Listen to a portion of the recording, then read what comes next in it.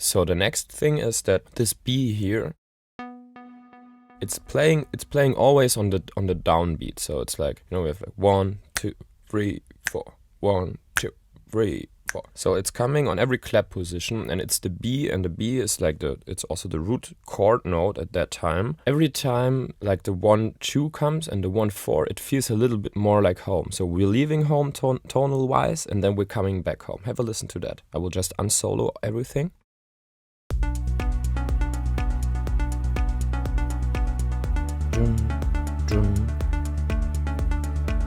Okay, I think this is also something we can use for ourselves. So if we say, okay, we have a chord, which is in this case it's a B minor, then the root note the root chord note of that chord is the B. So the note B will feel the most stable. It's also the most boring one, actually. It's not creating any tension. There are no vibrations over each other that are interfering. It's just very, very basic, but it also has this feeling of coming home. So this is something we can use for ourselves to see, okay, if we want this like tension and release, also this is just actually a little bit of like, yeah, not call and response, but it's like going somewhere and then coming back home. We can use this technique. Okay, so the second rule of thumb could be use your chord tones that are inside the chord you're currently in. So in this case, in B minor, it would be B, D, and F sharp to create this coming home and leaving out of the tonality. I mean, we can, okay, so if we have a closer look, I've just folded all of those MIDI notes. Actually, it looks like this. I would suggest you to go to the left and enable the scale here. Let's go hit B minor. So there are a lot of scales here, but it's just a normal B minor one. And now you can see like in the first bar or in the first 2 bars where we're are in the B minor chord, there is playing the B, the D, and the C sharp. And the C sharp, I mean, you can even see it here. So there's this half step here. So the C sharp, it will try to resolve in the D. This is why the D is working here pretty well. But in general, there are 4 notes that are very stable in this context. There's 2 and there's 2 that are very stable because they're inside the B minor chord. And then there's this one note, C sharp, which is the second degree of the B minor scale, which acts as a leading tone if you are watching it from the perspective of the D here, okay?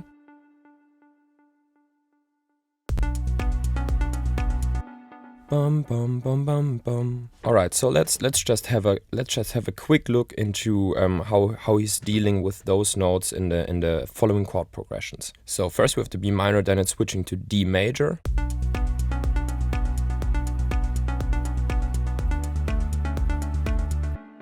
Okay, so now he's changing the lowest note of the arp, which was a B, into an A. And that's because in D major, the B would be the 6th degree. And the 6th degree, it's like, it won't feel very stable to the listener, okay? And this has to do something with consonant and dissonant intervals. So if you, for example, if you're listening to, let me just insert a piano here, or let's do an operator, actually. Cool. So a small excursus into consonant and dissonant intervals, right? So consonant intervals are the octave.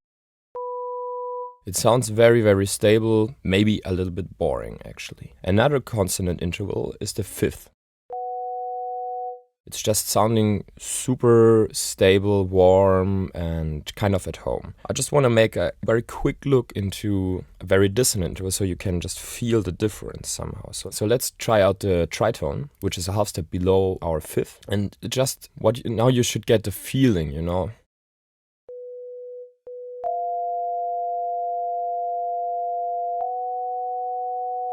And what you're listening for is like a kind of a vibration, you know? So this sounds very stable. This is like, I can really hear the drag towards, it wants to resolve the tritone back into the 5th. Okay, so consonant intervals. Octave, thirds, minor third, major third, 5th, octave. Okay, and all the other intervals, I mean, there are different perceptions in music theory for that, so I don't want to go too deep into this. But as I said, root note, octave, thirds, doesn't matter if minor or major, and in the 5th, they are very consonant, they are very stable. And all the other ones, you can put them more into the direction of dissonant intervals. Of course, there are different degrees, so if you would take a 4th,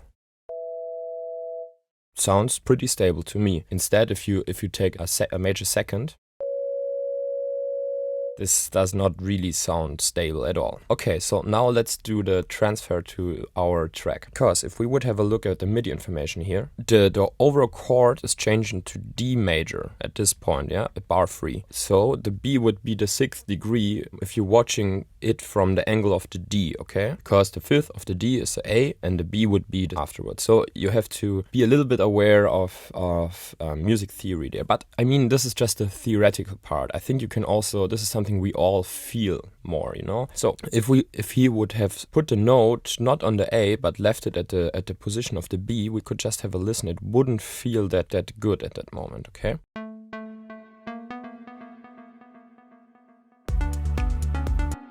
Let's do it from the beginning.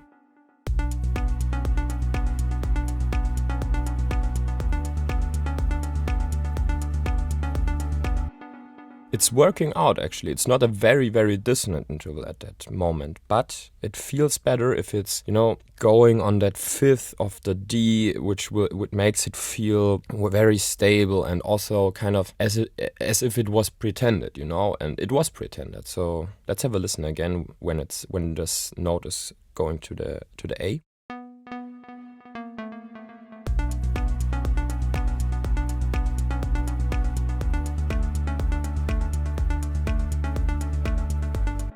In the next 2 bars, the chord is changing to a G major chord, and now he's transferring or alternating the note up again to the B, because the B here is the 3rd of the G major. So this will feel very stable again. He left all the other notes just the way they are, and I think this is like this is what I tried to explain in the beginning, because this B note here, it's always coming in the 2 and the 4. Which are also very strong beats and very like accentuated because the kick and the clap are playing there together. Those are more the ones that they're not that syncopated, you know. It's like syncopation is if you move more notes, or that's my explanation for syncopation here, to like the 2nd, the 3rd, and the 4th, 16th position of your quarter note. Alright, so he is only changing the notes that are the lowest, to the according chord, and leaving the other one in place because they are also syncopated. You know, this one is playing like on the 2nd, 16th note here of this quarter. This one is playing on the 4th one. So this one is actually the only one that's really on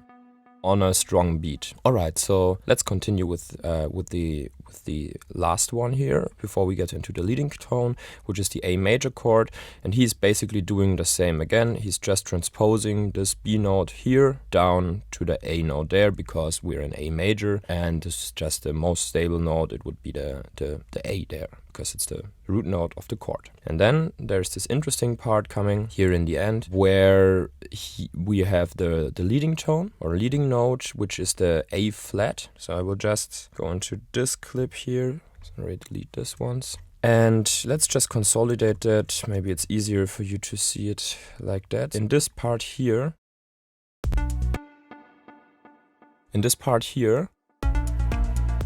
boom, boom, boom, boom, we have to adjust the notes accordingly to our leading tone. So the leading tone, as I said, is the A sharp here. And this is also where the arp has to go there. Because if we stay at the A, let's have a listen. Oops, sorry.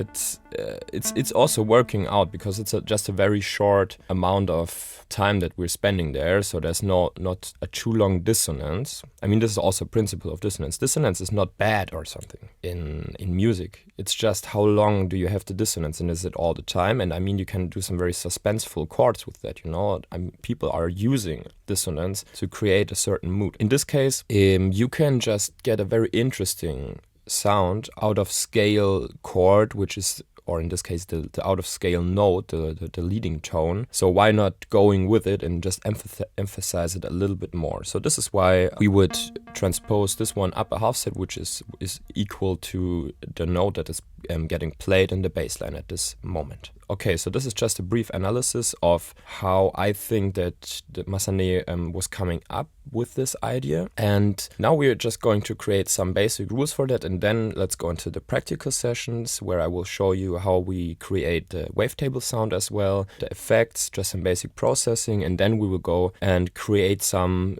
different ARPs in this style over the same chords.